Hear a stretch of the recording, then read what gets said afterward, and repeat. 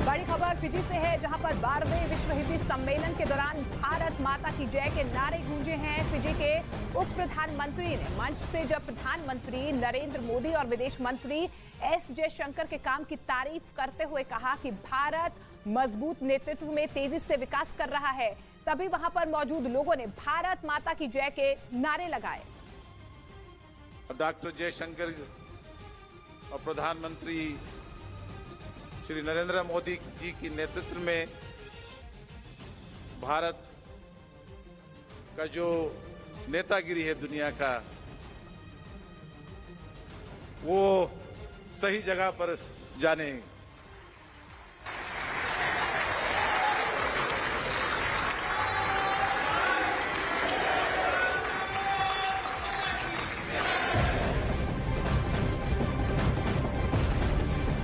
तो फिजी में 12वें विश्व हिंदी सम्मेलन के दौरान विदेश मंत्री एस जयशंकर ने कहा कि हिंदी को विश्व भाषा बनाने के लिए आगे भी प्रयास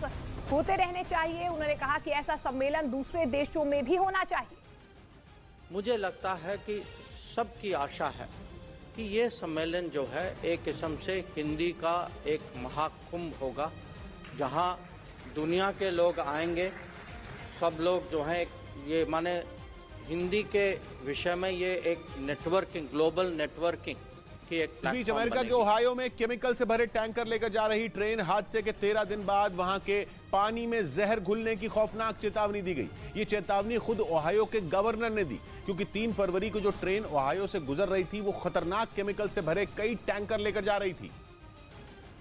लेकिन तब किसी ने नहीं सोचा था कि ये ट्रेन हजारों लोगों के लिए मौत की ट्रेन बन जाएगी, वो भी एक ऐसी मौत जो एक झटके में नहीं बल्कि तिल तिल कर मारती है, क्योंकि ट्रेन पर लदे टैंकरों में खतरनाक केमिकल भरे हुए थे और जैसे ही ट्रेन पटरी से उतरी, जहर से भरे टैंकर काफी दूर तक बिखर गए। उनसे निकलने वाला केमिकल जमीन पर फैल गया और वो घातक जहर धीरे धीरे रिस कर जमीन के अंदर जाने लगा, जिसके बाद ओहायो के गवर्नर ने लोगों को एक ऐसी चेतावनी दे दी जो किसी की भी धड़कनें रोक दे। उन्होंने ओहायो के लोगों को सलाह दी कि वो फिलहाल सिर्फ बोतल बंद पानी ही पिएं, क्योंकि ओहायो के ईस्ट पैलेस्टाइन समेत दूसरे कई इलाकों के पानी में जहर घुला हो सकता है। ईस्ट पैलेस्टाइन में ही केमिकल से भरे टैंकर लेकर जा रही ट्रेन हादसे का शिकार हो गई थी, जिसके बाद कई दिनों तक तो ओहायो का प्रशासन इस खतरे से आंखें मूंदे सोता रहा।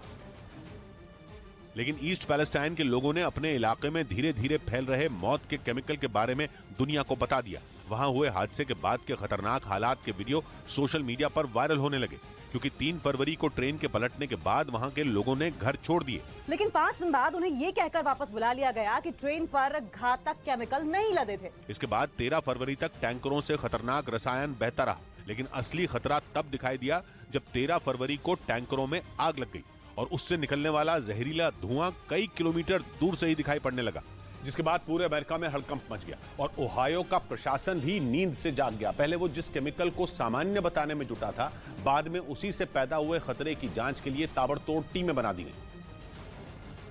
जिन्होंने हवा से लेकर जमीन तक फैले हुए जहर की पड़ताल शुरू कर दी। जिसके बाद इस बात की आशंका जताई गई कि ओहायो के पानी में जहर घुला हो सकता है, और जैसे ही ये बात सामने आई, ओहायो प्रशासन के हाथ पैर फूल गए। आनन फानन में ओहायो के गवर्नर ने लोगों को नल, कुएं और नदी का पानी इस्तेमाल नहीं करने की चेतावनी दे दी। खास तौर पर उन्होंने ईस्ट पैलेस्टाइन के लोगों को सावधानी बरतने के लिए कह दिया, क्योंकि ईस्ट पैलेस्टाइन में जिस जगह ट्रेन पटरी से उतरी, वहां से करीब 12 किलोमीटर दूर एक नदी में 3,500 मछलियां मरी पाई गईं, जिसके बाद ये डर जताया गया कि मछलियों की मौत पानी में जहरीला केमिकल घुलने की वजह से हुई।